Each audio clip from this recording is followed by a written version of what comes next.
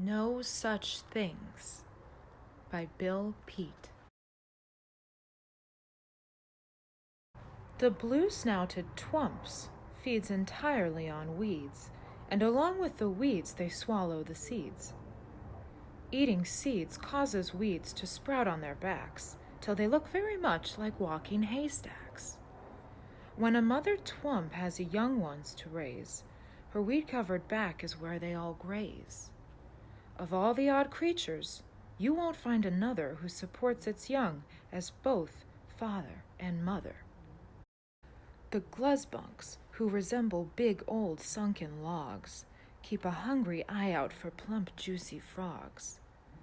Since old sunken logs are where frogs like to hide, when they spy a glubzunk, they go swimming inside. But glubzunks are slow-witted and not at all clever, and to shut their big mouths takes them almost forever. By then all the frogs, I am happy to say, have made their escape and are swimming away. The golden-brown crested, pie-faced Posix have huge appetites to match their big beaks, and their three-toed, unusual, pitchfork-like feet are perfect for picking the cherries they eat. To make sure everyone in the flock gets a share, there's a strict pecking order to keep it all fair. This means that the smaller ones stay in their places till the bigger Posix are done filling their faces. The common big wig-tailed mobwoggins have no hair at all on their noggins. That's the main reason why they're so sheepish and shy, and also the reason they are crafty and sly.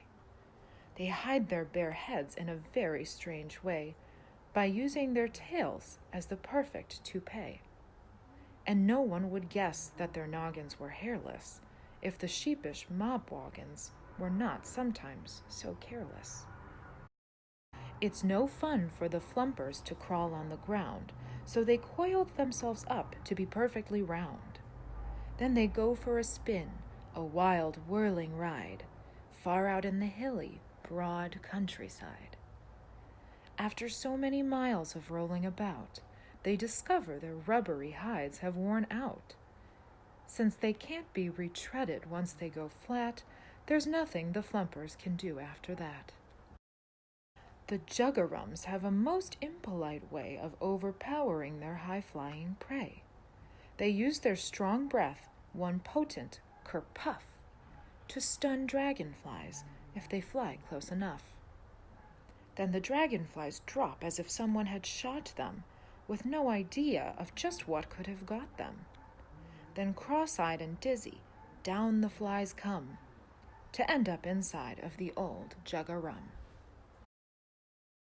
The spooky-tailed Tizzy has a brain that's so small she forgets everything in just no time at all.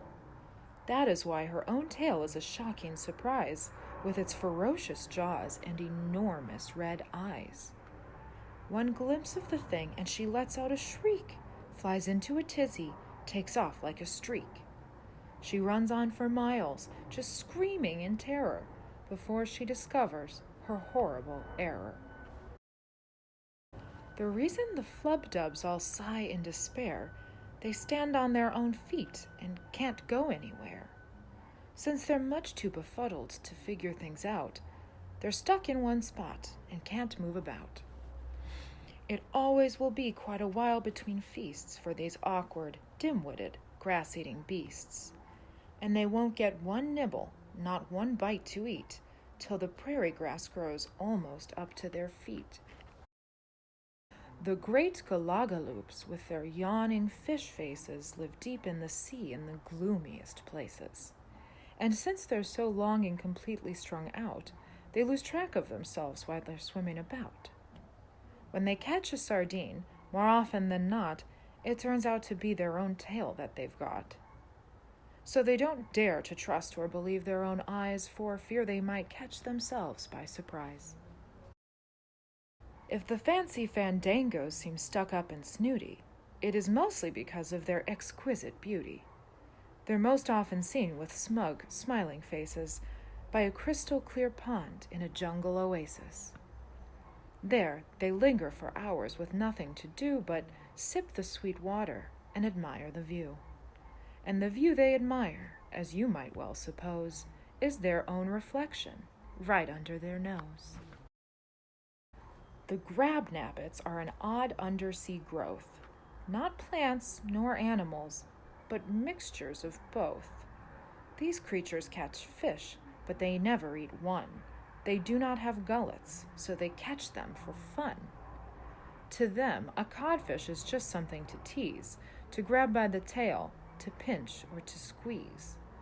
But the poor frightened fish cannot possibly know that they will not be eaten until they're let go. The sly, snickering Snoop lives up where it snows, so he always leaves tracks wherever he goes. When he runs to the west, this wrong-way-footed beast leaves a trail of huge bear tracks that seem to go east. When hunters discover the trail of the brute, they suppose it's a bear and get ready to shoot. They never suspect that they've been led astray by a creature whose feet go the opposite way. The pinheaded macaque who towers up to the sky has a bird's-eye view, even though he can't fly. And since his beak is so amazingly small, he must feed on the tiniest creatures that crawl. And with so much frenzied pecking to do, he sees things more often from a worm's eye view. With his beak an inch or two from the ground, he peeks into crannies where bugs can be found. The skizaboo's skis are completely self-grown, so you might say these skiers ski on their own. Kerswoosh! They take off in a smooth, easy glide, aboard their big horns down a steep mountainside. The skizaboos could have a wonderful time if their return trip weren't such a torturous climb. When the horns hook on snags and keep bumping their knees, then they wish they weren't quite so attached to their skis. When the flummox goes fishing, he doesn't need bait. All he needs is the patience to sit still and wait. First he picks out a spot where it's shady and cool, and he lets his long beard flow down into a pool. Then deep in his gullet, the foxy old flummox makes a sound just like water running over the rocks. Soon the fish come leaping up the fake waterfall. Then, glugaloop, the sly flummox swallows them all.